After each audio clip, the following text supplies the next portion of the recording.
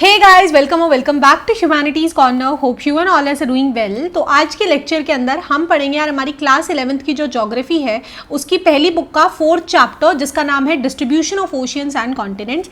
एक one shot lecture होगा जिसमें इन डिटेल हम सभी टॉपिक्स को डिस्कस कर रहे होंगे।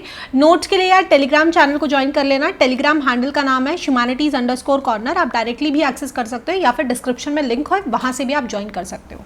ठीक है, नोट्स आपको वहाँ पे बहुत ही स्ट्रक्चर्ड मैनर में मिल जाएंगे। इसके अलावा आप पर्सनली भी अपने डाउट्स के साथ मुझको वहाँ पे कनेक्ट कर पाओगे।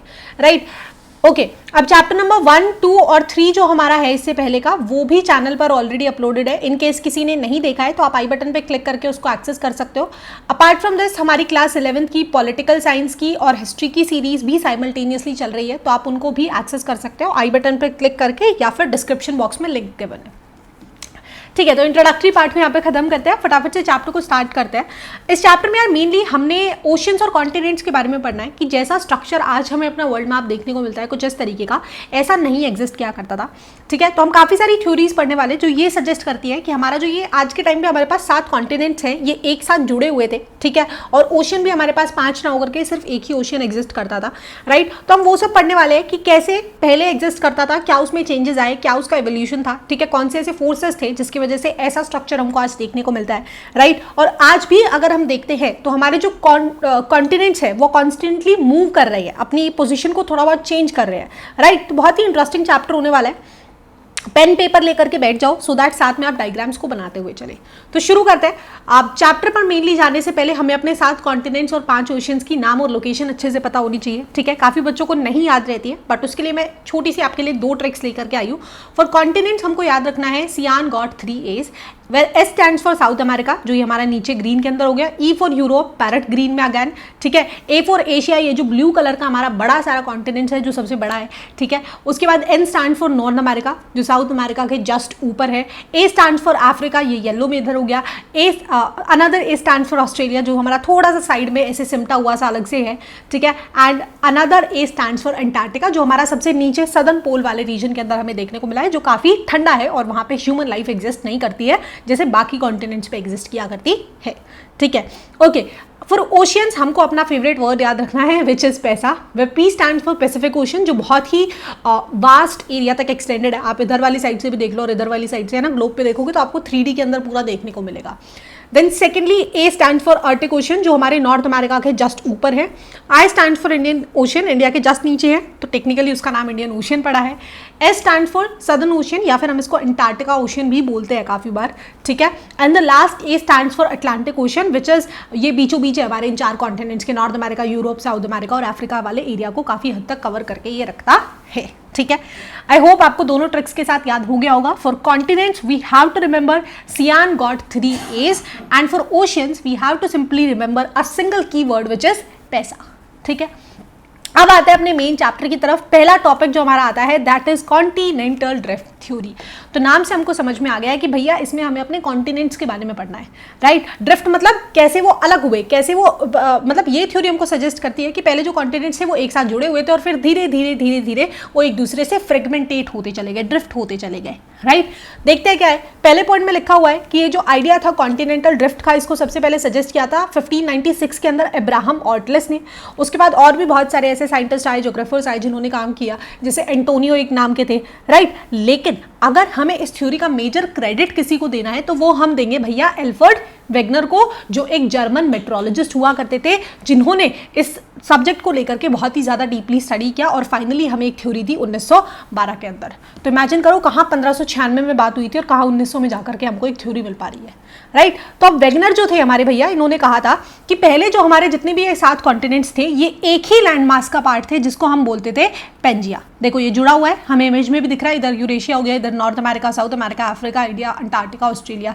राइट, और वो कहते थे कि ये जो लैंड मास था इसको एक ओशन ने, एक बहुत बड़े सारे ओशन ने सराउंड कर रखा था जिसका नाम था पेंथालासा। तो ये कहते हैं कि जैसा आज हमें देखने को मिलता है ना 7 कॉन्टिनेंट 5 ओशन, ऐसा नहीं होता था। सातों के सातों जो कॉन्टिनेंट्स थे वो साथ में जुड़े हुए थे, एक ही लैंड मास का हिस्सा हुआ करते थे जिसको नाम दिया इन्होंने पेंजिया, और वो उसको सराउंड किया हुआ था एक सिंगल वाटर बॉडी ने जिसका नाम था पेंथालासा। ठीक है, तो इनिशियली ऐसा था, लेकिन आज से कुछ 200 सालों पहले इस पेंजिया के अंदर काफ़ी सारे चेंजेस आने लगे। कुछ फोर्सेस ऐसे थे जिसकी वजह से पेंजिया जो था वो 2 हिस्सों में टूट गया, ड्रिफ्ट हो गया। ठीक है। अब ड्रिफ्ट हुआ, टूटा, फ्रेगमेंटेट हुआ, तो ऊपर बना हमारा यूरेशिया, जिसके अंदर आया हमारा यूरेशिया और नॉर्थ अमेरिका, और नीचे वाला जो हिस्सा सदर्न पार्ट जो बच गया उसको हमने नाम दिया गोंडवाना लैंड, जिसमें कौन कौन था, Africa, south America, India, Antarctica और ऑस्ट्रेलिया। और इन दोनों ही जो हमारे दो लैंड मासेस बने, इनको सेपरेट किसने किया था, अब किया था भैया टिथियास सी नाम से एक ओशियन हुआ करता था, उसने इन दोनों पार्ट्स को सेपरेट किया।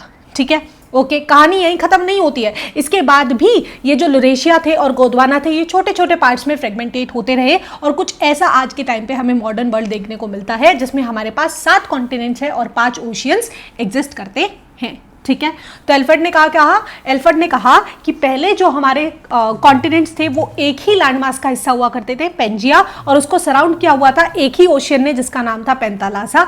कुछ ऐसा हुआ आज से 200 साल पहले कि पेंजिया 2 भागों में बट गया, ऊपर वाला हिस्सा बन गया यूरेशिया और नीचे वाला हिस्सा बन गया गोंडवाना लैंड। ठीक है, और उसके बाद ये प्रोसेस चलता रहा और आज के टाइम पे मॉडर्न वर्ल्ड हमें कुछ ऐसा दिखाई पड़ता है।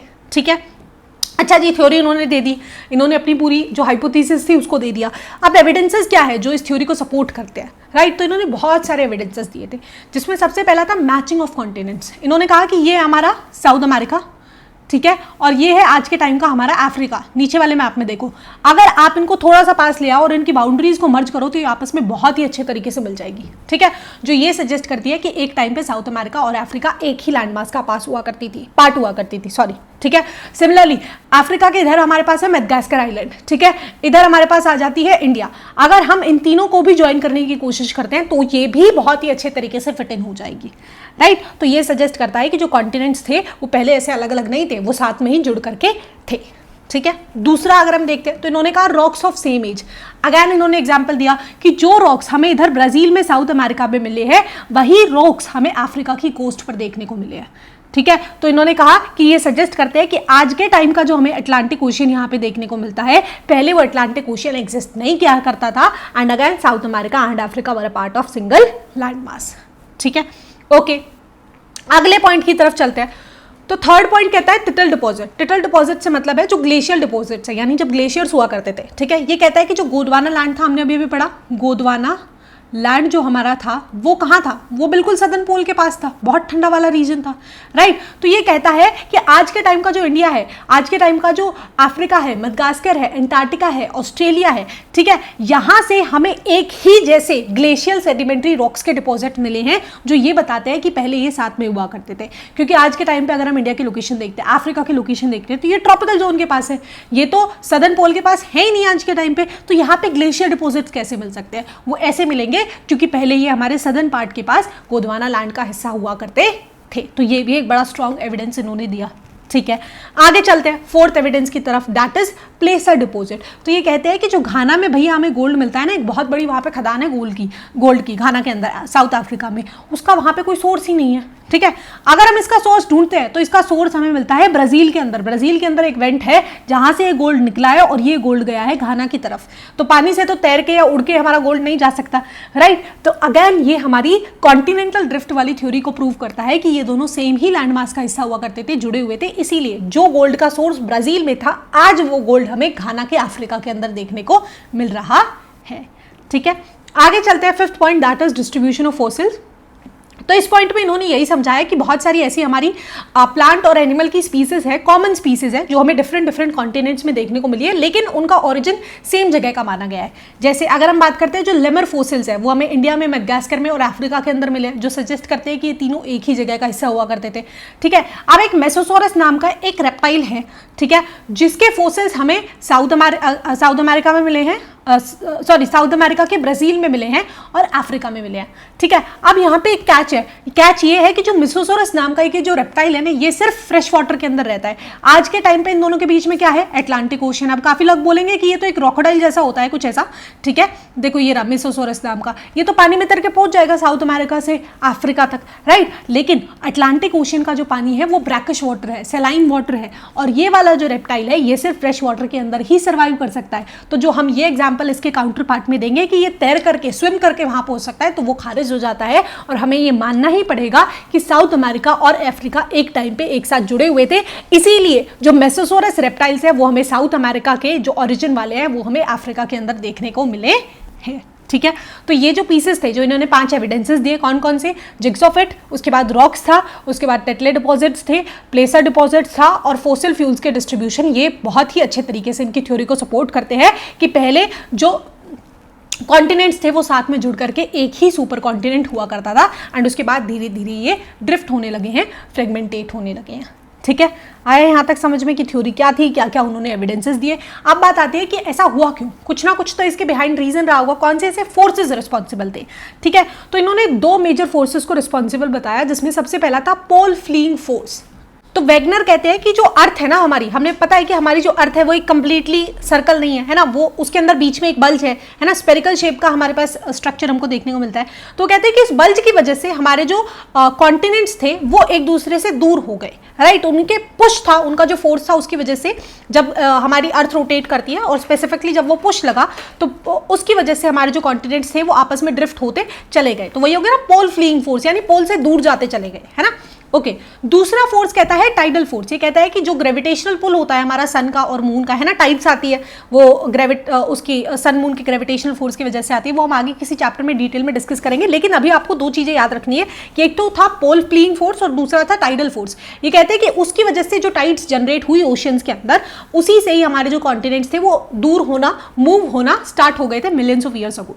ठीक है, लेकिन अब ये जो इन्होंने थ्योरी बड़ी अच्छी दी थी, जो आज तक वाइडली एक्सेप्टेड है, जो इन्होंने कहा था ना कि जो कॉन्टिनेंट साथ में थे, आगे जितनी भी थ्योरीज आई है वो उसी के बेसिस पर आई है। और ये चीज फैक्ट है कि वो जो कॉन्टिनेंट्स थे वो साथ में ही हुआ करते थे, एक ही सिंगल लैंडमास का हिस्सा थे। एविडेंसेस भी इन्होंने ठीक ठाक दिए, लेकिन इन्होंने जो फोर्सेस रिस्पॉन्सिबल बताए उनके ऊपर इन्हें बहुत सारी क्रिटिसिज्म मिली। तो जो स्कॉलर्स है ना वो कहते हैं कि उस टाइम का तो छोड़िए, आज के टाइम का भी जो हमारे पास फोर्स है ना वो इतना कैपेबल नहीं है कि वो 2 लैंड मासेस को अलग कर दे, ड्रिफ्ट कर दे, राइट। तो यहाँ से इन्हें बहुत ज्यादा क्रिटिसिज्म देखने को मिली थी। दूसरा, काफी स्कॉलर्स ने पॉइंट आउट किया था कि इस थ्योरी के अंदर ओशियंस के बारे में ज्यादा बातचीत नहीं है, सिर्फ और सिर्फ कॉन्टिनेंट्स को ही मद्देनजर रख के थ्योरी को फ्रेम किया गया है। ठीक है, लेकिन इस थ्योरी ने जो सबसे पहले एक्सप्लेनेशन दिया था पेंजिया का कि सिंगल लैंडमास एग्जिस्ट किया करता था, जो आज के टाइम की मॉडर्न वाइडली एक्सेप्टेड थ्योरीज है जैसे प्लेट टेक्टोनिक थ्योरीज होगी, उन्होंने भी इस बात को एक्सेप्ट किया था कि हाँ ये चीज उन्होंने सही कही थी, लेकिन क्योंकि ये कॉज ऑफ ड्रिफ्ट को नहीं एक्सप्लेन कर पाए थे तो इनकी थ्योरी को इतनी ज्यादा वैलिडेशन या एक्सेप्टेंस नहीं मिली थी। ठीक है, आगे चलते हैं पोस्ट ड्रिफ्ट स्टडीज। तो यार भले ही हमारी कॉन्टिनेंटल ड्रिफ्ट थ्योरी को ज़्यादा लोगों ने एक्सेप्ट नहीं किया, बहुत ज़्यादा क्रिटिसाइज किया, लेकिन उसके बाद ना अब लोगों को बहुत ज़्यादा क्यूरियोसिटी हो गई थी। एक्चुअली में बहुत सारे जोग्राफर्स, साइंटिस्ट इस चीज़ में लग गए थे और ये जानना चाहते थे कि हमारा जो कॉन्टिनेंट है, जो स्ट्रक्चर है, वो कैसे एग्जिस्टेंस में आया। ठीक है, और इसके अंदर मेजर जो अगर हम बोलते हैं ना लैंडमार्क रिवोल्यूशन हुआ वर्ल्ड वॉर सेकंड के बाद। वर्ल्ड वॉर सेकंड तक बच्चे हम ये सोचते थे कि जो हमारा ओशनिक फ्लोर है ना वो बिल्कुल फ्लैट है, राइट, लैंड फ्लोर की तरह नहीं है, जो हमारा लैंड मास है उसकी तरह उबड़ खाबड़ नहीं है, बिल्कुल फ्लैट है, हम यही अज्यूम करके चलते थे। लेकिन वर्ल्ड वॉर सेकंड के बाद जब बहुत सारी वहाँ पर सबमरीन्स उतारी गई ना, वो सिक्योरिटी पर्पज से उस सब चीज़ों से निकाली गई थी। लेकिन जो उसके बाद हमें देखा वो बहुत ही शॉकिंग था और हमें पता चला कि जो हम क्लेम करते हैं ना कि ओशनिक फ्लोर फ्लैट है, वो फ्लैट नहीं है, वो तो बिल्कुल हमारा जो समंदर है उसके अंदर बहुत सारा खजाना बड़ा हुआ है। ठीक है, जैसा स्ट्रक्चर हमें लैंड के ऊपर देखने को मिलता है वैसे ही बहुत सारी माउंटेन्स है ओशन के अंदर जो बिल्कुल सबमर्ज हुई पड़ी है। ठीक है, बहुत सारे रिजेस हैं, बहुत सारी ट्रेंचेस हैं, राइट, और तो और यहाँ पे हमारे पास बहुत सारे वॉल्केनोज भी है और लैंड के कंपैरिजन में ओशियन में वॉल्केनोज हमें ज़्यादा देखने को मिले हैं। ठीक है, तो हमको पता चला कि नहीं, एक ऐसा पार्ट है जिसको अभी तक हम रिसर्च नहीं कर पाए हैं। अब इसके ऊपर बहुत सारी एडवांस मैपिंग होने लगी, बहुत नई नई टेक्निक्स आने लगी, बहुत सारी स्टडी होने लगी। ठीक है, एंड यहाँ से हमें बहुत सारी थ्योरीज देखने को मिली है। बिफोर गोइंग टू ओशन वाला पार्ट हमको एक चीज़ समझनी होगी, that is convection current theory, जो एक बहुत इंपॉर्टेंट टॉपिक है। ठीक है, हमने पढ़ा कि एल्फ्रेड वेगनर का जो पॉइंट था कि सारा जो लैंडमास था वो साथ में जुड़ा हुआ था, लेकिन इट ड्रिफ्टेड अपार्ट, और वो उस रीजन को एक्सप्लेन नहीं कर पाए थे कि क्यों वो ड्रिफ्ट हुआ था। इसको एक्सप्लेन किया गया है कन्वेक्शन करंट थ्योरी ने, जिसको किसने दिया है, आर्थर होम्स ने दिया था 1930s के टाइम पे। इन्होंने कहा कि convection current is the force which is held responsible for driving the continental drift. इन्होंने क्या कहा, इन्होंने कहा कि ये लिथोस्फीयर है। ठीक है, हमारे कॉन्टिनेंट्स जो हैं या कॉन्टिनेंट जो हमारी प्लेट्स हैं वो कहाँ पे एग्जिस्ट करती है, लिथोस्फीयर के ऊपर ही हमारा कॉन्टिनेंट ओशन हम पढ़ के आए थे कि क्रस्ट के अंदर से ही बनाए, राइट, लास्ट चैप्टर के अंदर। नहीं देखा है तो आप आई बटन पे क्लिक करके उस वीडियो को एक्सेस कर सकते हो। अच्छा, तो इन्होंने कहा लिथोस्फीयर है। ठीक है, उसके नीचे बहुत सारी लेयर्स है, नीचे हमारा मेंटल है, कोर है, एस्थनोस्फीयर है, एक्सेट्रा एक्सेट्रा। ठीक है, हमें उसमें नहीं जाना है। ये कहते हैं कि नीचे क्या है, जितना हम नीचे जाएंगे हमारे पास बहुत सारे रेडियो एक्टिव एलिमेंट्स हैं। क्या है बच्चे, रेडियो एक्टिव एलिमेंट्स हैं हमारी अर्थ के कोर के पास, आउटर कोर के अंदर, स्पेशली मेंटल में भी कुछ है, राइट। तो अब जैसे जैसे हम नीचे जा रहे हैं हमारा जो टेम्परेचर है वो बढ़ता जा रहा है भाई, हमारा जो प्रेशर है वो बढ़ता जा रहा है। तो एक पॉइंट आएगा कि ये रेडियो एक्टिव एलिमेंट्स ऊपर की तरफ आने की कोशिश करेंगे। क्या करेंगे? ऊपर की तरफ आने की कोशिश करेंगे। और जब ये प्रेशर लगाएंगे हमारे लिथोस्फीयर के ऊपर, तो जो लैंडमास साथ में जुड़ा हुआ था वो ड्रिफ्ट होने लग जाएगा, वो ब्रेक होने लग जाएगा। ठीक है, आया समझ में? तो ये कहता है कि अकॉर्डिंग टू दिस थ्योरी जो रेडियो एक्टिव एलिमेंट्स है वो बहुत सारी हीट जनरेट करते हैं, थर्मल डिफरेंस क्रिएट होता है, और इसी वजह से वो ऊपर की तरफ उठ करके मेंटल में आ जाते हैं, एंड फिर वो वहां से क्या करते हैं, ऊपर की तरफ लिथोस्फीयर तक आकर के हमारे लैंडमास को ब्रेक करने की कोशिश करते हैं और हमारे अर्थ के क्रस्ट को मूव कर देते हैं। ठीक है, तो आया समझ में कन्वेक्शन करंट का मतलब क्या है? यहाँ पे एक डायग्राम भी है कि आउटर कोर के अंदर क्या है, हमारे पास बहुत सारे रेडियो एक्टिव एलिमेंट्स हैं जो हीट की वजह से ऊपर की तरफ राइज होते हैं, और जब वो ऊपर की तरफ आते हैं तो इस तरीके से वो स्पेस बनाने की कोशिश, बाहर निकलने की कोशिश करते हैं, और इस कोशिश के दौरान वो उस लैंडमास को, हमारा जो एग्जिस्ट करता था उसको बीच में से दो हिस्सों के अंदर तोड़ देते हैं। ठीक है, आया समझ में कि क्या ऐसा फोर्स था जिसकी वजह से हमारे जो कॉन्टिनेंट थे वो ब्रेक होने लग गए? राइट, यहां तक हो गया। आगे चलते हैं, तो नेक्स्ट आता है ओशियन फ्लोर मैपिंग। ठीक है, हमने ऑलरेडी डिस्कस कर लिया कि वर्ल्ड वॉर सेकंड के बाद से हमें ओशियनिक एक्सप्लोरेशन के अंदर बहुत ज़्यादा इंटरेस्ट आने लगा। हमें पता चला कि ओशियन फ्लोर फ्लैट नहीं है, वहाँ पे बहुत डिफरेंट रिलीफ फीचर्स हैं, जैसा कि हमें अपने लैंड के ऊपर देखने को मिलते हैं। यहाँ पे सबमर्ज माउंटेन रेंजेस है, ट्रेंचेस है, और भी बहुत सारी चीज़ें हैं। मिड ओशनिक रिजेस है, ये वॉल्केनिक एक्टिविटीज़ की वजह से बनते हैं, ये हम आगे डिटेल में पढ़ेंगे। राइट, उसके बाद रॉक के सैंपल को जब लिया गया तो उससे स्टडी करने पर हमें बहुत सारे अलग अलग एविडेंसेस मिले, जिसके बारे में हमें बहुत सारी इंफॉर्मेशन अर्थ के बारे में हमें देखने को मिली स्पेसिफिकली। ठीक है, तो हमने पढ़ लिया कि कॉन्टिनेंटल ड्रिफ्ट थ्योरी क्या थी। वो एक्सप्लेन नहीं कर पाए थे कि कौन सा फोर्स था जो रिस्पॉन्सिबल था कॉन्टिनेंट्स के ब्रेक होने का, लेकिन कन्वेक्शन करंट थ्योरी ने हमें उसे भी एक्सप्लेन कर दिया। ठीक है, अब कन्वेक्शन कॉन्टिनेंटल ड्रिफ्ट थ्योरी के पास हमारा मेजर फोकस शिफ्ट हो गया ओशनिक एक्सप्लोरेशन के अंदर, और वहां से आई हमारे पास एक और important theory which is sea floor spreading theory. थोड़ी सी कंफ्यूजिंग हो सकती है, तो मेक श्योर करो दो बार देख लेना वीडियो को, राइट, या फिर अपने साथ पेन पेपर लेके बैठोगे तो आपको अच्छे से याद हो जाएगा। शुरू करते हैं। तो सी फ्लोर स्प्रेडिंग थ्योरी हमारी कहती है भैया हमारा जो ओशनिक सी फ्लोर है वो बहुत ही ज़्यादा टाइम टू टाइम स्प्रेड होता जा रहा है, इसीलिए इस थ्योरी का नाम भी है सी फ्लोर स्प्रेडिंग। ठीक है, पहले एक सिंपल से साधारण से डायग्राम के साथ आपको समझा देती हूँ, उसके बाद हम बुकिश पार्ट के ऊपर आ जाएंगे। ठीक है, तो सिंपल लैंग्वेज में समझे तो ये है हमारा भैया ओशनिक फ्लोर। क्या है ये हमारा ओशनिक फ्लोर? ठीक है, सेम वैसा ही है। नीचे का अगर हम स्ट्रक्चर देखेंगे तो वही है जो लैंड वाला है, कि नीचे क्रस्ट है, उसके बाद मेंटल है, उसके बाद कोर है। राइट, तो वही सेम थ्योरी लगेगी। कौन सी? कन्वेक्शन करंट वाली। ये कहते हैं कि क्या है, हमारे पास नीचे बहुत सारे रेडियो एक्टिव एलिमेंट्स हैं। ठीक है, जो बढ़ते टेम्परेचर की वजह से, बढ़ते प्रेशर की वजह से ऊपर की तरफ आएंगे और प्रेशर लगाएंगे और क्या करेंगे, हमारे ओशनिक फ्लोर को ब्रेक करने लगेंगे। ठीक है, अब जब ये मेंटल से होते हुए गुजरते हैं तो यहाँ पे हमारे पास बहुत सारा मॉल्टन रॉक भी प्रेजेंट है। राइट, मॉल्टन रॉक यानी कि माग्मा प्रेजेंट है। सेम वही वोल्केनो वाला प्रोसेस है। जब ये इस एरिया को ब्रॉक करेंगे और यहाँ पे स्पेस बनेगा तो यहाँ पे हमारा बहुत सारा माग्मा आकर के लावा की फॉर्म में सॉलिडिफाई हो जाएगा, ठंडा हो जाएगा कुछ टाइम के बाद। राइट, ये जो स्ट्रक्चर बना इसी को हम बोलते हैं मिड ओशनिक रिज। आया समझ में? दोबारा से बताती हूँ कि हमारे अर्थ के अंदर बहुत सारे रेडियो एक्टिव एलिमेंट्स हैं जो ज़्यादा प्रेशर या टेम्परेचर होने की वजह से ऊपर की तरफ आते हैं, और अपने साथ वो बहुत सारा लावा लेकर के आते हैं, जो जहाँ पे स्पेस मिलता है वहीं पे सॉलिडिफाई हो जाता है कुछ टाइम के बाद, और वो बन जाता है हमारा मिड ओशनिक रिज। ठीक है, ऊपर वाले डायग्राम में साफ सुंदर तरीके से समझे कि नीचे की तरफ से प्रेशर आया, रेडियो एक्टिव एलिमेंट्स आए, बहुत सारे लावा आया, लावा ने आकर के हमारे लैंड मास को ब्रेक किया, और जहाँ पे स्पेस मिला, जहाँ से उसने ब्रेक किया, उसके मिड में ये क्या बना लेता है, मिड ओशनिक रिज, जहां पे हमारा लावा सॉलिडिफाई हो जाता है। ठीक है, पहला पॉइंट यही था, volcanic eruptions at mid oceanic ridge. और अब ये बहुत कॉमन है, ये चलती रहती है, ये हमेशा चलती रहती है। ऐसे अगर हम ओशन के अंदर देखेंगे ना, ओशियंस के अंदर लैंड से भी ज्यादा वोल्केनिक एक्टिविटीज होती है, हर रोज होती है, आए दिन होती है। ठीक है, तो अब क्या होगा, एक बार लावा आ गया, मिड ओशनिक रिज बन गया, लेकिन ये पार्ट अभी भी अपार्ट है ना, थोड़ा सा यहाँ से ब्रेक हो गया है, फॉल्ट क्रिएट हो गया है, तो अब दोबारा से यहाँ पे लावा आएगा और वो इधर आसपास में आकर के सॉलिडिफाई हो जाएगा। सिमिलरली इधर दूसरी साइड भी आकर के सॉलिडिफाई हो जाएगा। ठीक है, अब क्या होगा, थोड़े दिन बाद दोबारा से लावा आएगा, तो वो क्या करेगा, इस पुराने वाले लावा को आगे की तरफ पुश करेगा, ये इधर आ जाएगा, ये बन जाएगा हमारा ओल्ड, और नया दोबारा से आकर के यहाँ पे सेटल डाउन हो जाएगा। सेम ऐसा होगा, ये यहाँ पर जो पुराना था इसको पीछे की तरफ धकेलेगा, ये बन जाएगा ओल्ड, और ये वाला बन जाएगा न्यू। ऐसा ही हमको दिया गया है, newer crust and older crust. I hope आपको समझ में आ गया हो। ठीक है, बेसिक सा एक्सप्लेनेशन है कि नीचे की तरफ से एनर्जी रिलीज हुई, जिसकी वजह से ऊपर की तरफ लावा आया, सबसे पहले बनेगी मिड ओशनिक रिज। अब क्योंकि ये प्रोसेस कांस्टेंट है तो हर रोज बिकॉज आए दिन महीनों में सालों में लावा आता रहता है। लावा पहले आकर के इसके जस्ट पास में ठंडा होता है, सेटअप होता है, लेकिन जब नीचे से और लावा आता है और प्रेशर आता है तो ये लावा पीछे की तरफ धकेल जाता है और इधर दोबारा से नया लावा आ जाता है। दोनों ही साइड पे हमें ये सेम प्रोसेस देखने को मिलेगा। ठीक है, तो अगर हम किसी भी साइड के रॉक को एग्जामिन करेंगे, अगर हम न्यू क्रस्ट को न्यू क्रस्ट के साथ कंपेयर करेंगे तो हमें देखने को मिलेगा कि इनकी एज सेम है, क्योंकि ये सेम टाइम पे आए हैं, इनकी केमिकल कंपोजिशन सेम है और यहां तक कि इनकी मैग्नेटिक प्रॉपर्टीज भी सेम है।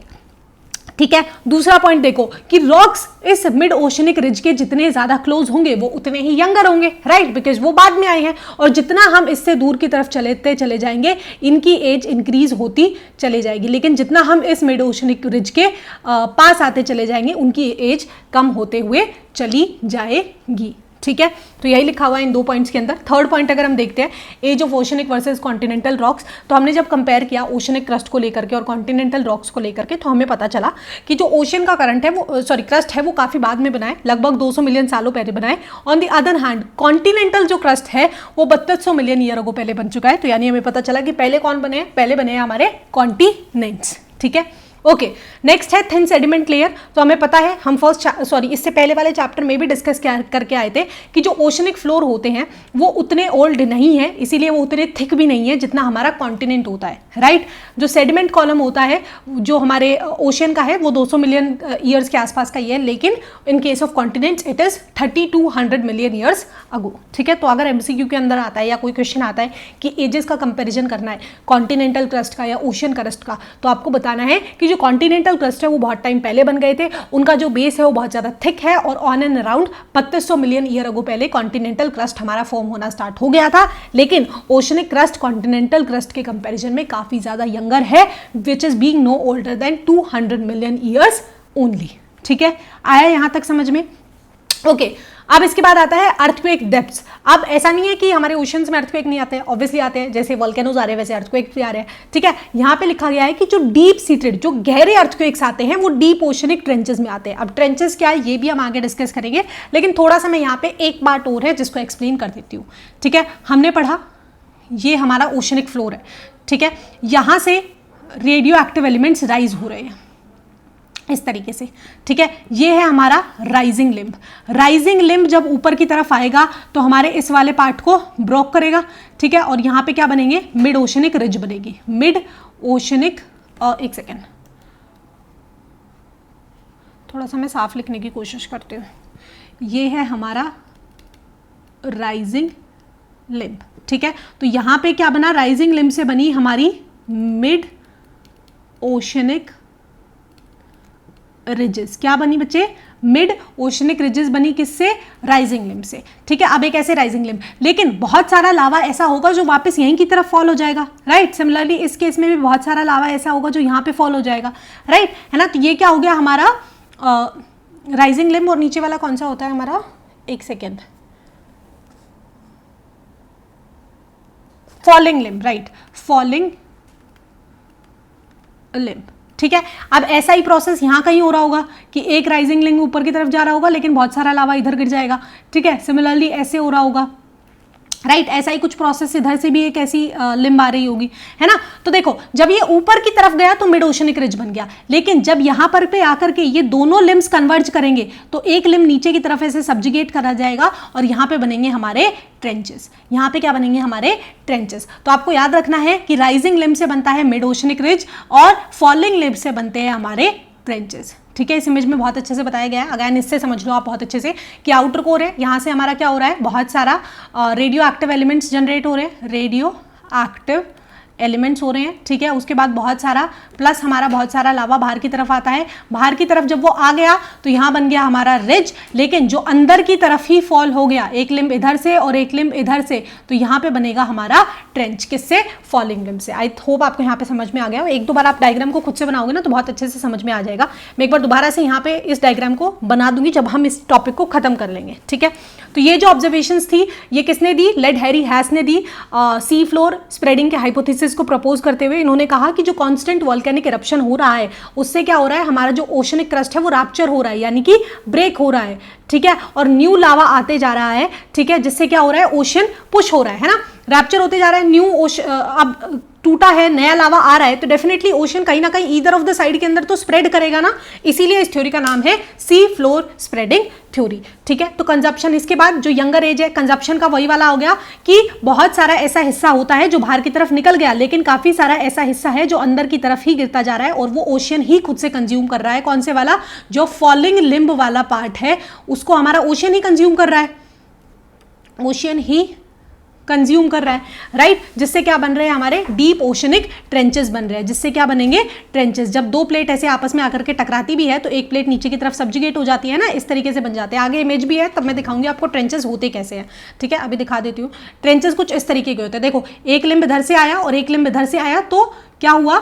एक नीचे की तरफ सब्जिगेट हो गया और ऐसा एक खाई सी बन गई, right. This is what we mean by trenches. ठीक है, अब यही लिखा गया था कि जो ओशन फ्लोर है वो पुश होता जा रहा है हमारी कांस्टेंट वॉल्केनिक एक्टिविटी की वजह से, जिसकी वजह से वो सिंक हो रहा है और नीचे की तरफ वो ट्रेंचेस के अंदर आकर के कंज्यूम होते जा रहा है। अब ये जो कॉन्सेप्ट था सी फ्लोर स्प्रेडिंग का, ये एक बहुत इंपॉर्टेंट रोल इसने प्ले किया है प्लेट टेक्टोनिक थ्योरी के अंदर, जो हम आगे डिस्कस करने वाले हैं। ठीक है, तो ये वाली थ्योरी आई नो थोड़ी सी कंफ्यूजिंग हो सकती है बिकॉज इसमें बहुत सारे एक्सप्लेनेशन है, लेकिन एक बार मैं दोबारा से यहाँ पे छोटू सा साफ सा डायग्राम बनाने की कोशिश करती हूँ, थोड़ी स्लो हैंड राइटिंग के साथ। ठीक है, देखो हमने पढ़ लिया कि ये क्या है, हमारा ओशनिक फ्लोर है, राइट। फिर पीछे वाले डायग्राम्स को आई विल इरेज बिकॉज बहुत कंजस्टेड सी पीपीटी हो गई है। ठीक है, ओशनिक फ्लोर हो गया। ओशनिक फ्लोर के अंदर क्या हुआ है हमारे साथ? यहाँ से रेडियो एक्टिव एलिमेंट्स आ रहे हैं। ठीक है, यहाँ से लावा पुशअप हो रहा है। ये है हमारा राइजिंग लिम्ब। क्या है? राइजिंग लिम्ब, जो क्या करेगा? हमारे ओशन क्रस्ट को ब्रेक करेगा। पहले ओशन क्रस्ट को ब्रेक करेगा, ऐसे हम सीरीज बना लेते हैं। ठीक है, और उसके बाद क्या बनाएगा? हमारे लिए मिड ओशनिक रिजेस बनाएगा। क्या बनाएगा बच्चे? Mid oceanic ridges. ठीक है, ये बन गई हमारी मिड ओशनिक रिज। एक सेकेंड रुको, उस वाले पार्ट को इरेज कर देते हैं। आई होप यहाँ तक समझ में आ गया हो। LIMB। ठीक है, मिड ओशन राइजिंग लिम्ब ने क्या किया? ओशन क्रस्ट को ब्रेक किया और हमारे लिए क्या बनाई? मिड ओशनिक रिज बनाई। ठीक है, ये हो गया। इसके अलावा यहाँ पे लावा सेटल डाउन अप होता रहता है, लावा ऐसे ऐसे ऐसे, राइट। रॉक्स सॉलिडिफाई होते रहते हैं जिनकी सेम एज होती है दोनों साइड पे, वो हम पढ़ के आ चुके हैं। एक लाइन का एक्सप्लेनेशन है। क्या होगा? लावा आएगा, नए वाले को पीछे धकेलेगा, नया इधर सेटल डाउन हो जाएगा। फिर कुछ टाइम बाद हो रहेगा, पुराने वाला पीछे धकल जाएगा और नए वाला इधर आ जाएगा। ठीक है, अब क्या है? राइजिंग लिम्ब के साथ ऐसे ही यहाँ से हमारा एक फॉलिंग लिम्ब भी निकल करके आता है। सिमिलरली एक हमारा इधर वाली साइड से फॉलिंग लिम्ब निकल करके आएगा। ये क्या है? हमारा फॉलिंग लिम्ब। कट हो रहा है ना ये इधर, इसको करना पड़ेगा सही। ठीक है, ये क्या है हमारा? ये है हमारा फॉलिंग लिम्ब। फॉलिंग लिम्ब क्या है? जो हमारा एक्स्ट्रा जो हमारा लावा बच गया। ठीक है, फॉलिंग लिम्ब आपस में मिलकर के क्या बनाएंगे? ट्रेंचेस बनाएंगे। क्या बनाएंगे? ट्रेंचेस बनाएंगे। ये इस तरीके से फिर आगे आकर के इसके ऊपर टकरा जाएगा। ठीक है, तो ट्रेंचेस बनेगा यहाँ पर किसकी वजह से? फॉलिंग लिम्ब की वजह से, और राइजिंग रिंग की वजह से हमारे पास बना था मिड ओशनिक रिजेस।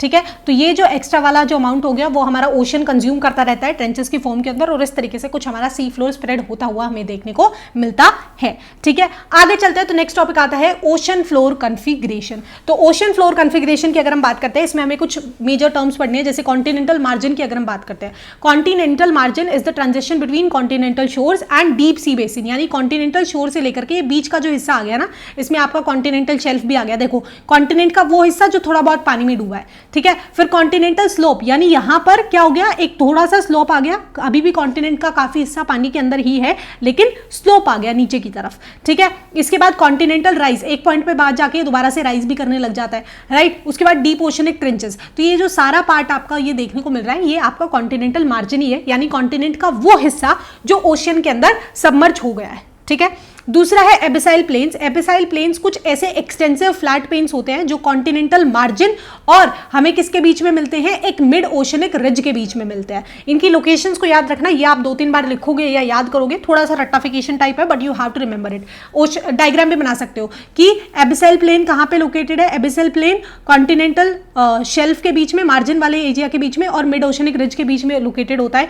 ये एक फ्लैट एरिया होता है, ठीक है। देखो ये फ्लैट हो गया काफी हद तक, यहां से पहले स्लोप आ रहा था, फिर ऐसे उबड़ खाबड़ था, लेकिन एक पॉइंट के ऊपर आकर के इट बिकम फ्लैट, राइट। तो यहां पे क्या होता है, जो डिपोजिट आपका जो कॉन्टिनेंटल सेडिमेंट ऊपर की तरफ से बह करके आ रहा होता है, अब बहुत सारा ऐसा रॉक होता है जो टूट जाता है पानी के सहारे, तो ये जो सेडिमेंट यहां पर पे आकर के डिपोजिट हो जाता है, राइट। ये काफी वास्ट एरिया को कवर करके रखते हैं हमारे ओशियंस के अंदर। Okay, third mid oceanic ranges या रिजेस हम ऑलरेडी डिटेल में डिस्कस करके आ चुके हैं कि ये इंटरकनेक्टेड चेन्स होती है अंडर वाटर माउंटेन्स की। एक पॉइंट के बाद क्योंकि माउंटेन की तरह ही ऐसा स्ट्रक्चर इनका बन जाता है, बिकॉज अंदर की तरफ से जो भी लैंड मास ब्रेक हुआ है और जो लावा बाहर आया है, राइट। अब ये क्या होती है, लार्जेस्ट माउंटेन चेन है अर्थ सर्फेस पे, बिकॉज बहुत सारी मात्रा के अंदर हमें डिफरेंट डिफरेंट ओशियंस में ये देखने को मिलती है। अब इसकी कैरेक्टरिस्टिक है कि एक सेंट्रल रिफ्ट सिस्टम होता है क्रेस्ट यानी बीच वाले रीजन के अंदर, फ्रैक्शनड प्लेट्यू, ठीक है, और फ्लैंक जोन होते हैं दोनों तरफ के, ठीक है। अभी जो रिफ्ट सिस्टम होता है ये zone of intense volcanic activity होता है, यानी जो बीच वाला हिस्सा है, अगेन इसमें से टाइम टू टाइम बहुत सारा लावा आता जा रहा है जो आसपास सेटल डाउन होता जा रहा है, राइट। तो जो स्टडी करते हैं जब हम ओशनिक फ्लोर की, तो इसने हमें बहुत ज़्यादा हेल्प करी है स्पेसिफिकली प्लेट टेक्टोनिक वाली थ्योरी को समझने में, बिकॉज उससे पहले हमें ओशंस के बारे में इतना कुछ ज़्यादा अंदाजा था नहीं, ठीक है। एंड कहीं ना कहीं जब प्लेट टेक्टोनिक की थ्योरी डेवलप हुई तो इन सब चीज़ों को बहुत ज़्यादा कंसीडरेशन के अंदर रखा गया था, ठीक है।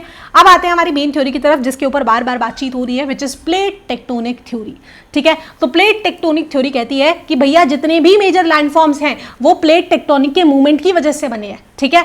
ये कहती है कि जो मूवमेंट होती है, अब क्यों होता है, अब क्वेश्चन ये भी आता है कि जो हमारी प्लेट्स है वो क्यों मूव करती है, बिकॉज अर्थक्वेक की वजह से, वोल्केनिक इरप्शंस की वजह से, राइट। हमने काफी बार पढ़ा है कि एक मैसिव चेंज आया था, एक प्लेट हमारी ये थी, एक इंडियन प्लेट थी, एक ये वाली प्लेट थी, इन दोनों को आपस में जब ये टकराई तो हमारे क्या बने, हिमालयाज बने, राइट। तो जब हमें इन सब चीजों के बारे में नॉलेज होगी तो हम प्रेडिक्ट कर सकते हैं कि फ्यूचर के अंदर हमारा लैंड मास कैसा दिखाई देगा, है ना। जो हमारे साइंटिस्ट होते हैं, ज्योग्राफर्स होते हैं, मेट्रोलॉजिस्ट होते हैं, वो रेगुलरली इन प्लेट के मूवमेंट को एग्जामिन करते हैं कि कौन सी प्लेट किधर की तरफ मूव कर रही है, ऑपोजिट डायरेक्शन में कर रही है या कैसे कर रही है ना, और फ्यूचर में क्या ये टकरा सकती हैं, है ना, कैसा क्या कुछ हो सकता है, क्या इसका रिजल्ट होगा। फॉर एग्जांपल टर्की के अंदर, है ना, प्लेट के डिस्ट्रप्शन की वजह से ही जो वो अर्थक्वेक आया था पिछले साल, जो बहुत ही ज्यादा एक तरीके से वॉलेटाइल था, है ना।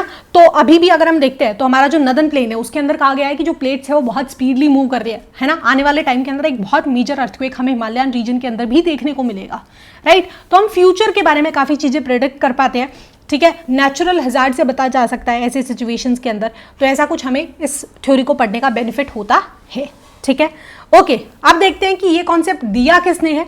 तो ये जो इंटरेस्ट था कि कैसे ओशंस डिस्ट्रीब्यूट हुए हैं, कैसे कॉन्टिनेंट्स हुए हैं, और धीरे धीरे बहुत सारी थ्योरीज आने लग गई हैं, सी फ्लोर स्प्रेडिंग के ऊपर बहुत ज़्यादा काम हुआ है ना। तो उसके बाद 1967 के अंदर मैकेंजी और पार्कर ने और मार्गन ने, ठीक है, इंडिपेंडेंटली एक थ्योरी को इंट्रोड्यूस किया जिसके अंदर प्लेट टेक्टोनिक के अंदर बात की गई थी, ठीक है। मैकेंजी, पार्कर और मॉर्गन। आई डोंट थिंक कि नेम्स इतने इंपॉर्टेंट होते थे, लेकिन जब से एमसीक्यू वाला पैटर्न आ गया है ना, तो नेम्स बहुत ज़्यादा इंपॉर्टेंट हो गए हैं। तो मेक श्योर करो अपनी एनसीईआरटी में जब भी आप पढ़ो इन चीज़ों को, तो इन चीज़ों को आप हाईलाइट करके रखो, राइट, सो दैट जितनी बार आप रिवाइज करो, जितनी बार आप रीड करो, आपको ये नाम रिकॉल होते रहे, है ना। ओके, मैच द फॉलोइंग में स्पेसिफिकली आ सकते हैं कि कौन सी थ्योरी किसने दी है ना। तो ये बहुत इंपॉर्टेंट है।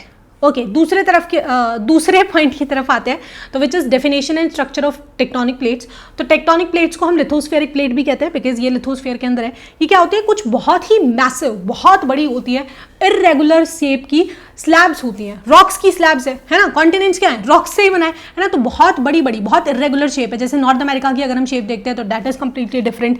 अगर हम आगे हम प्लेट्स को डिस्कस करेंगे, है ना, इंडियन प्लेट को देखते हैं तो उसकी शेप बहुत ज़्यादा डिफरेंट है, राइट। अब जो प्लेट्स हैं उसके अंदर कॉन्टिनेंट और ओशियन, लिथोस्फेयर दोनों ही होता है, राइट। अब जो प्लेट्स होती है वो हॉरिजॉन्टली मूव करती है, कहाँ पे, एस्थेनोस्फेयर के ऊपर, राइट। ये जो एस्थेनोस्फेयर वाला पार्ट है, हमने पिछले वाले चैप्टर में भी पढ़ा था कि एस्थेनोस्फीयर कैसा है बच्चे, हमारा सेमी फ्लूइड है ना, सेमी फ्लूइड है, लिक्विड वाला फॉर्म भी है। तो इसके ऊपर लिथोस्फीयर हमारा सॉलिड है, इसके ऊपर हमारी क्या है, बहुत सारी डिफरेंट प्लेट्स हैं, कहाँ पर, लिथोस्फीयर के अंदर,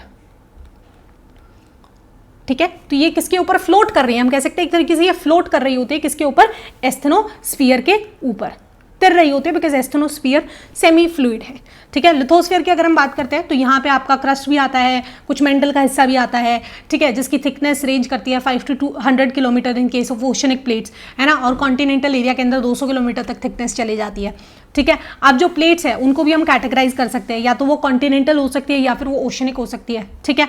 एग्जाम्पल है जैसे पैसिफिक प्लेट एक ओशनिक प्लेट है, यूरेशियन प्लेट एक कॉन्टिनेंटल प्लेट है, राइट। तो थ्योरी ऑफ प्लेट टेक्टोनिक में हमारे पास 7 मेजर प्लेट्स हैं और कुछ माइनर प्लेट्स हैं। 7 मेजर प्लेट्स को देखते हैं पहले, ठीक है। एक है अंटार्कटिका वाली प्लेट, जो अंटार्कटिका और उसके आसपास का जो ओशनिक रीजन है उसको ऑक्यूपाई करके रखती है। ये देखो, ये रही हमारी अंटार्कटिका प्लेट, ठीक है। ये पूरा एरिया इसका है, ये जो इतना बड़ा बना हुआ है, देख रहे हो आप, इससे ये जो कट क्रॉसेस लगे हुए हैं। उसके बाद नॉर्थ अमेरिकन प्लेट को अगर हम देखते हैं, नॉर्थ अमेरिकन प्लेट देखो ये कितनी बड़ी है, ऐसा कुछ स्ट्रक्चर है इसका, ठीक है। यहाँ पे क्या क्या आता है आपका, वेस्टर्न अटलांटिक रीजन भी आता है, ठीक है।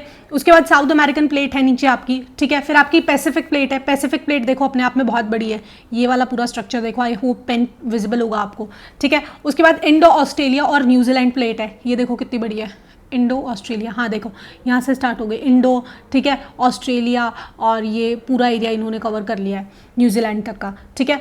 फिर 6 नंबर पे हमारी अफ्रीका, अफ्रीका ये रहा, अफ्रीकन प्लेट देखो कितनी बड़ी है, राइट। उसके बाद यूरेशिया एंड एडजेसेंट यूरेशिया वाली प्लेन ये रही। तो ये 7 नाम आपको याद रखने हैं, आप याद रख सकते हो, Antarctica, north America, south America, Pacific, India, Australia, New Zealand, Africa with eastern Atlantic floor और यूरेशिया वाला रीजन, ठीक है।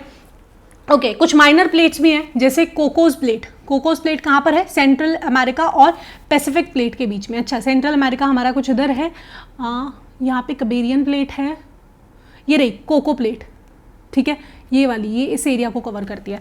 उसके बाद है कोरलाइन प्लेट, नहीं कोरलाइन प्लेट ये रही, कोरलाइन प्लेट 5 नंबर पे है, फिलीपींस और इंडियन प्लेट वाले कुछ हिस्से को कवर करती है, ठीक है, ओके। उसके बाद देखते हैं, अच्छा बिटवीन इंडियन प्लेट है, इंडियन प्लेट को कवर नहीं करती, देखो ये ऑस्ट्रेलिया के इधर है, पैसिफिक ओशियन के अंदर, राइट। उसके बाद हम देखते हैं नंबर 2 पे नज़का प्लेट। नज़का प्लेट की अगर हम बात करते हैं तो साउथ अमेरिका के अंदर है, ये रही नज़का प्लेट, ठीक है, ओके। नेक्स्ट है अरेबियन प्लेट। अरेबियन प्लेट हमारी सऊदी अरेबिया के पास होगी, किधर किधर किधर है हमारा सऊदी, वर्ड्स भी बहुत छोटे हैं, हाँ ये रही अरेबियन प्लेट, ये देखो, ठीक है। उसके बाद फिलीपीन प्लेट, फिलीपीन प्लेट हमारी इधर हो गई यूरेशिया प्लेट के बाद में, ठीक है। इनके नाम ऑल्दो याद नहीं रखने हैं, बट आई फील मैप के अंदर ये क्वेश्चंस डेफिनेटली आता होगा and I will mention in the description box अगर आता होगा। आई थिंक मैंने चेक नहीं किया था, but I let you know guys, अगर आपको पता करना है तो आप यहाँ से लोकेशंस को याद कर सकते हो, स्पेशली अगर मैप्स के अंदर आती है तो, ठीक है। आगे चलते हैं तो नेक्स्ट आता है मूवमेंट ऑफ प्लेट्स। अब जो प्लेट्स हैं वो कॉन्स्टेंटली मूव कर रही हैं, ठीक है।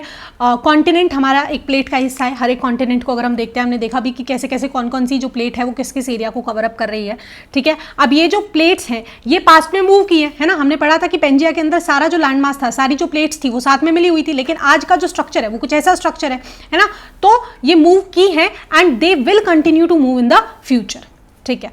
आगे चलते हैं पेंजिया एंड कॉन्टिनेंटल ड्रिफ्ट। तो जो वेगनर ने प्रपोज किया था कि सारे जो कॉन्टिनेंट्स थे वो एक ही सुपर कॉन्टिनेंट का हिस्सा होते थे, बाद में जो डिस्कवरीज हुई उन्होंने रिवील किया कि जो कॉन्टिनेंटल मास है वो थ्रू आउट द हिस्ट्री अभी तक मूव करते रहे हैं। Pangaea formed as a result of convergence of different continental masses on various plates. अब पेंजिया भी ऐसे ही बना था कि काफी सारी प्लेट्स ने आकर के कन्वर्ज करके एक हिस्सा बनाया होगा, ठीक है। तो palaeo magnetic data basically scientist हमारे यूज करते हैं, एक टेक्निक है जिसके थ्रू वो ये आइडेंटिफाई करते हैं कि आज के टाइम पे प्रेजेंट जो कॉन्टिनेंटल लैंडमास है उसकी क्या पोजीशंस है, ठीक है, डिफरेंट डिफरेंट जियोलॉजिकल पीरियड्स के अंदर कहाँ कहाँ वो रहे होंगे, है ना। तो डिफरेंट डिफरेंट डेटा को कनेक्ट करके वो लाइंस या डॉट्स को कनेक्ट करने की कोशिश करते हैं कि अच्छा आज ये प्लेट इधर है तो पहले कहाँ रही होगी और आगे कहाँ रह सकती है, ठीक है। फॉर एग्जाम्पल जो पोजीशन है हमारे इंडियन सब कॉन्टिनेंट की, अगर हम पेनिनसुलर इंडिया नीचे सदर्न वाला पार्ट देखते हैं उसको भी ट्रेस किया गया है यूजिंग रॉक्स, जो हमने नागपुर एरिया से वहाँ से रॉक्स उठाए, ठीक है। फिर उनको प्रॉपरली पैलियो मैग्नेटिक डेटा के थ्रू, उन टेक्निक्स के थ्रू एग्जामिन किया गया और फिर हमें पता चला कि अच्छा इसकी मूवमेंट कैसे कैसे हुई है, जो अभी हम आगे लास्ट टॉपिक के अंदर डिस्कस भी करने वाले हैं, ठीक है। आगे आते हैं टाइप्स ऑफ प्लेट बाउंड्रीज की। अगर हम बात करते हैं 3 बाउंड्रीज मेजरली हमको देखने को मिलती है, डाइवर्जेंट, कन्वर्जेंट एंड ट्रांसफॉर्म, ठीक है। डाइवर्जेंट की अगर हम बात करते हैं तो क्या करती है, एक दूसरे से अलग जाती है, क्या करती है, डाइवर्स करती है, ऑपोजिट डायरेक्शंस के अंदर जाती है। यहाँ पे क्या होगा, यहाँ पे नया क्रस्ट जनरेट होगा क्योंकि ये दूर हुई है ना। जैसे हमने मिड ओशनिक रिजेस वाला एग्जाम्पल पढ़ा था कि नीचे की तरफ से लावा आया तो जो दोनों एरिया था, लैंडमास था, वो ब्रेक हुआ और यहाँ पे आकर के क्या हुआ, क्रस्ट जनरेट हुआ। क्या हुआ, क्रस्ट जनरेट हुआ। एग्जाम्पल कौन सा हो गया हमारा, मिड ओशनिक रिजेस। तो जो सी फ्लोर स्प्रेडिंग है वो कहीं ना कहीं इसका बेस्ट एग्जाम्पल है। रिवर वैलीज या रिफ्ट वैलीज भी काफ़ी सारी फॉर्म्स होती है इन्हीं की वजह से, ठीक है। ओके, आगे चलते हैं। कन्वर्जेंट बाउंड्रीज, यानी जब कन्वर्ज करती है, आपस में आकर के टकराती है, तो डेफिनेटली क्या होगा, एक प्लेट नीचे की तरफ सबडक्ट कर जाएगी और एक प्लेट इसके ऊपर आ जाएगी। तो यहाँ पे क्या होगा, क्रस्ट डिस्ट्रॉय होगा, ठीक है। हिमालयाज हमारे इसी तरीके से बने हैं, राइट। आप कन्वर्जेंस ओशनिक कॉन्टिनेंटल प्लेट्स के बीच में भी हो सकता है, दो, या फिर दो ओशनिक प्लेट्स के बीच में भी हो सकता है, या दो कॉन्टिनेंट प्लेट्स के बीच में भी हो सकता है, ठीक है। ये लिखा गया है कि जहां पे सिंकिंग हो रही है प्लेट की, एक प्लेट नीचे की तरफ जाकर के सिंक हो रही है, उसको क्या बोलते हैं हम, सबडक्शन जोन बोलते हैं। ओके, आगे चलते हैं। ट्रांसफॉर्म बाउंड्रीज की अगर हम बात करते हैं तो ट्रांसफॉर्म में क्या होते हैं, ये ना तो क्रस्ट को क्रिएट करती है ना डिस्ट्रॉय करती है, ये क्या करती है, एक दूसरे के ऑपोजिट डायरेक्शन में पैरेलली घूम रही होती है ना। ये जो ट्रांसफॉर्म प्लेट वाला एग्जांपल है, ये जो टर्की का अभी जो अर्थक्वेक आया था उसमें बेस्ट एग्जांपल है, बिकॉज वहां पे जो प्लेट्स थी वो आपस में मूव कर रही थी, लेकिन आपस में एक पॉइंट के अंदर क्या होता है, अब जब ये ऑपोजिट डायरेक्शन में मूव कर रही है तो यहाँ पे फ्रिक्शन की वजह से हीट जनरेट होती है, और जब वो एनर्जी को रिलीज करती है तो एक फॉल्ट यहाँ पे क्रिएट होता है, जिसकी वजह से हमें अर्थक्वेक आता हुआ दिखाई देता है ना। हमने लास्ट चैप्टर में भी बहुत डिटेल में अर्थक्वेक में इसके बारे में डिस्कस किया था कि प्लेट्स जो हैं वो पैरेलली ऑपोजिट डायरेक्शंस में मूव करती हैं, और क्योंकि फ्रिक्शन की वजह से एनर्जी रिलीज होती है तो फॉल्ट एक क्रिएट होता है, जिसकी वजह से हमें अर्थक्वेक या शेकिंग ऑफ अर्थ फील होती है, ठीक है। आया यहां तक समझ में। आगे चलते हैं, रेट ऑफ प्लेट मूवमेंट, ठीक है। तो जो मैग्नेटिक स्ट्रिप्स हैं, यानी जो मैग्नेटिक फील्ड्स हैं, है ना, वो हमारे साइंटिस्ट को हेल्प करता है इन प्लेट्स की मूवमेंट को डिसाइड करने में, कि काफ़ी बार प्लेट्स बहुत स्लो मूव कर रही हैं, काफ़ी बार बहुत फास्ट मूव कर रही है, तो जब वो बहुत तेज़ी से मूव करेगी तो उनके स्टक होने के चांसेस ज़्यादा होंगे, ठीक है। तो वेरिएशन इन रेट जब इनको स्टडी किया गया काफ़ी टाइम तक, तो हमें पता चला कि जो स्लोएस्ट जो रेट है वो आर्कटिक रिज के अंदर है, जो 2.5 सेंटीमीटर तक ही मूव करती है एक साल के अंदर।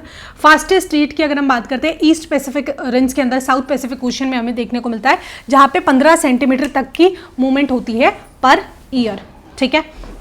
ओके, प्लेट्स के बारे में हमने पढ़ लिया, प्लेट्स का हमने पढ़ लिया, मूव करती है, 3 डायरेक्शंस है। तो अब ऐसे कौन से फोर्सेस हैं which are responsible for the plate movement, ठीक है।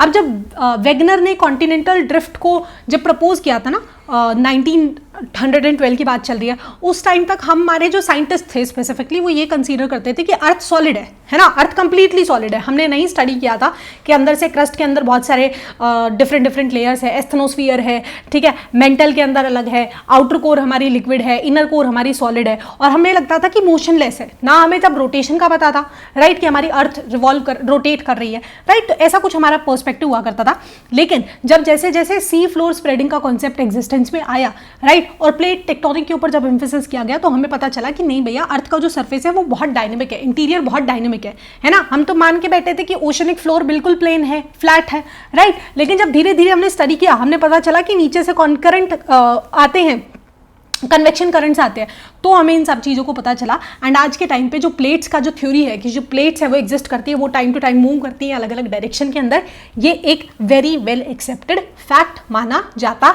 है, ठीक है।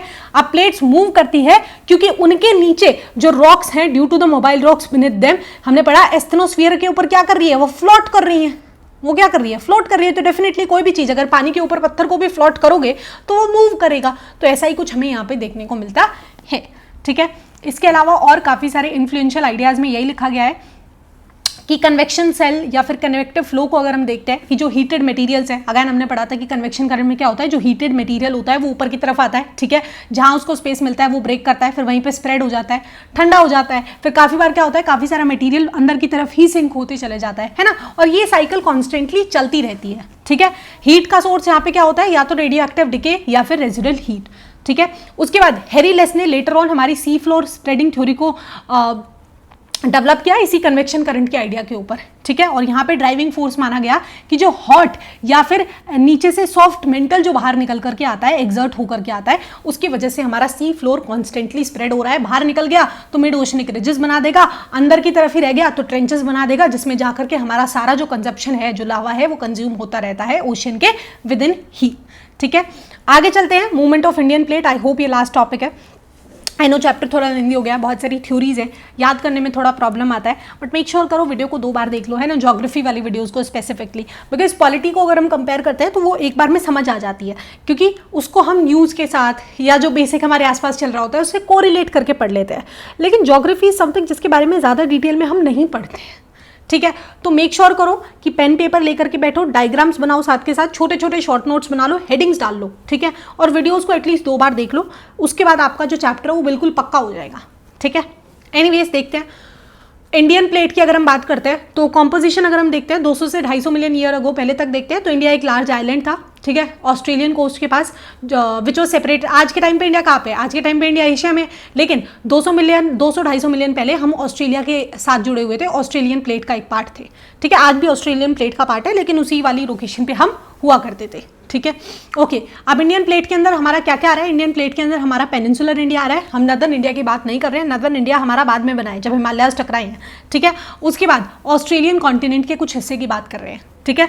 अब नदर्न बाउंड्री को अगर हम देखते हैं तो ये हमारी northern boundary again subjugation zone की वजह से बनी है, बिकॉज 2 कॉन्टिनेंट प्लेट्स आपस में आकर के टकराई थी, जिसकी वजह से एक सब्जुकेशन जोन क्रिएट हुआ था और हमारे हिमालयाज फॉर्म हुए थे, ठीक है। तो हमने पढ़ लिया कि अंटार्कटिका के साइड में या फिर गोंडवाना लैंड का भी अगर हम एग्जाम्पल लेते हैं तो बहुत सदर्न रीजन के अंदर थी, ठीक है। तो हम देखेंगे कि ऊपर नॉर्थ की तरफ इसकी जर्नी कैसी रही है, ठीक है। तो 200 मिलियन ईयर्स अगो जब पेंजिया ब्रेक हुआ, उसके बाद हमारी ये जो मूवमेंट थी या ये जर्नी थी वो स्टार्ट होने लगी थी, ठीक है। ये 71, अच्छा ओके। उसके बाद क्या हुआ, ये एशियन प्लेट के साथ कोलाइड की थी, ठीक है, 40-50 मिलियन ईयर्स अगो पहले, एंड ऊपर हमारा नॉर्थ में हिमालयाज बन गया था, ठीक है। पोजीशन चेंज देखते हैं 71 मिलियन ईयर्स अगो अगर हम देखते हैं तो पहले जो था हमारी location that was on and around 50 degree southern latitude में थी, उसकी तरफ से ऊपर की तरफ हम ऐसे मूव होते हुए आए हैं। 140 मिलियन ईयर्स अगो जो सब कंटिनेंट था that was located south at 50 degree S altitude, okay. उसके बाद 60 मिलियन ईयर अगो पहले हमारा डक्कन ट्रैप बनने लगा है ना। डक्कन ट्रैप कैसे बनाए?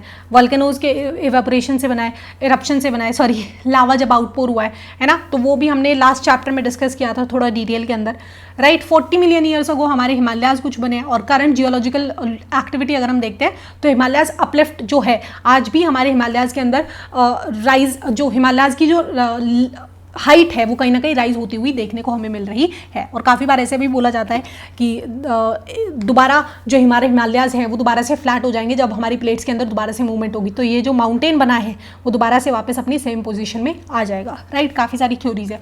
तो मूवमेंट में यही है कि 71 मिलियन पहले यहाँ थी, फिर इंडियन ओशन यहाँ है, देखो इंडियन ओशन से आज के टाइम पर तो बहुत ऊपर है, राइट। फिर 55 मिलियन ईयर अगो इसके कुछ लेवल में आई, फिर इक्वेटर के पास आई, फिर 38 मिलियन ईयर अगो थोड़ा सा और ऊपर गई, फिर 10 मिलियन ईयर अगो यहाँ गई, और आज के टाइम पे हमारी इंडिया यहाँ पे लोकेटेड है, जो काफी पास है यूरेशियन प्लेट के, और ऑस्ट्रेलियन प्लेट से तो हम काफी ऊपर आ चुके हैं, ठीक है, ओके। तो यहाँ पे हमारा चैप्टर खत्म होता है। मैंने एक टेबल इंसर्ट करके रखी है सो दैट हम तीनों जो मेन थ्योरीज है उनको कंपेयर कर पाए। कॉन्टिनेंटल ड्रिफ्ट थ्योरी को किसने दिया था? अल्फ्रेड वेगनर ने दिया था 1912 में। इन्होंने कहा था कि जितने भी जो हमारे कॉन्टिनेंट्स थे वो एक ही लैंडमास का हिस्सा हुआ करते थे जिसका नाम था पैंजिया, जिसको एक बड़े गहरे ओशन ने सराउंड करके रखे थे जिसका नाम था पेंथालासा। फिर क्या हुआ? पैंजिया 2 पार्ट में ब्रेक हो गया, लोरेशिया और गोंडवाना लैंड, एंड उसके बाद ये फ्रेगमेंटेशन चलता रहा और आज के टाइम पे हमें 7 कॉन्टिनेंट्स और 5 ओशियंस देखने को मिलते हैं। 7 कॉन्टिनेंट्स और 5 ओशियंस। और ऐसा क्यों हुआ? इन्होंने रीजन दिए थे कि या तो पोल फ्लिंग या फिर टाइडल फोर्स की वजह से हुआ, लेकिन बिकॉज ये अपने रीजन को करेक्टली एक्सप्लेन नहीं कर पाए थे, इनकी थ्योरी को एक्सेप्ट नहीं किया गया था, ठीक है। करेक्ट रीजन किस में एक्सप्लेन किया गया है? कन्वेक्शन करंट थ्योरी के अंदर, जो हम ऑलरेडी काफी बार डिस्कस करके आ चुके हैं, ठीक है।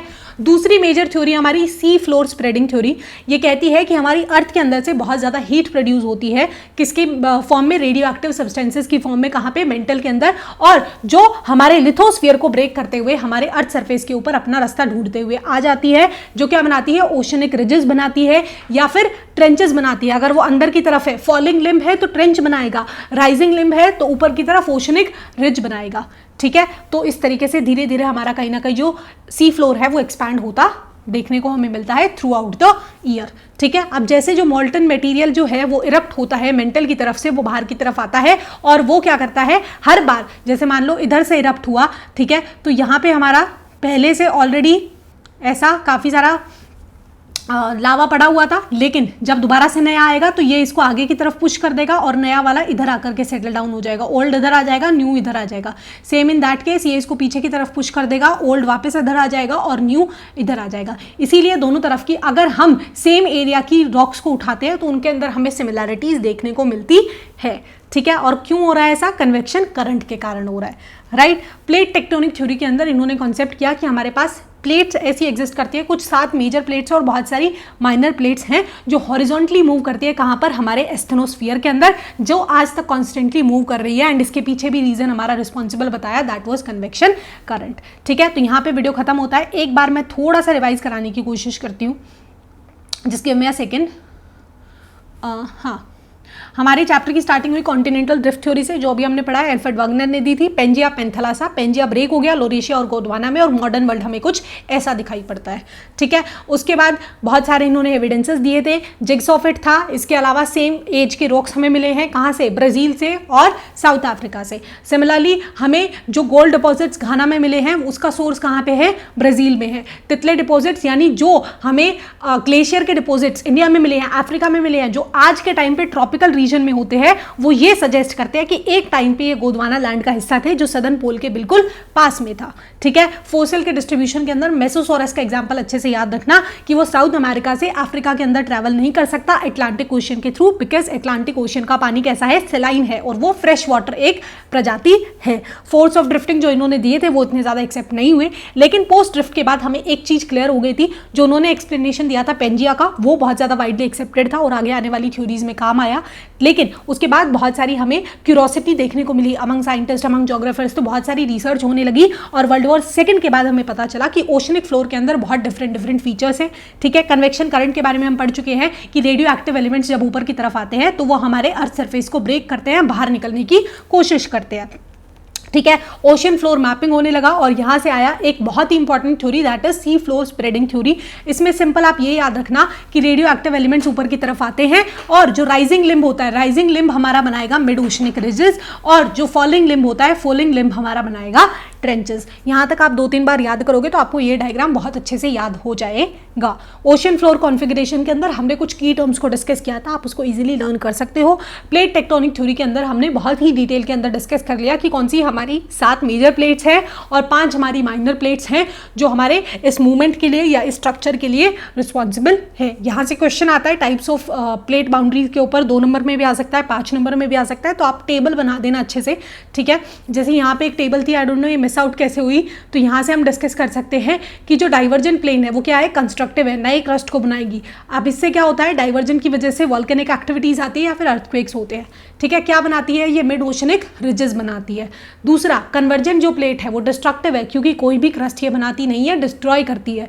ठीक है, इससे क्या बनते हैं? वॉल्केनोज या फिर फोल्ड माउंटेन्स बनते हैं। ट्रांसफॉर्म ना तो क्रस्ट को बनाती है और ना ही डिस्ट्रॉय करती है, इससे यूजुअली हमें अर्थक्वेक देखने को मिलते हैं। ठीक है, रेट ऑफ प्लेट मूवमेंट को हम डिस्कस कर चुके हैं। इसके अलावा इंडियन प्लेट की मूवमेंट को भी हमने बहुत डिटेल में डिस्कस कर लिया है। आई होप यहाँ तक वीडियो आपको अच्छा लगा होगा।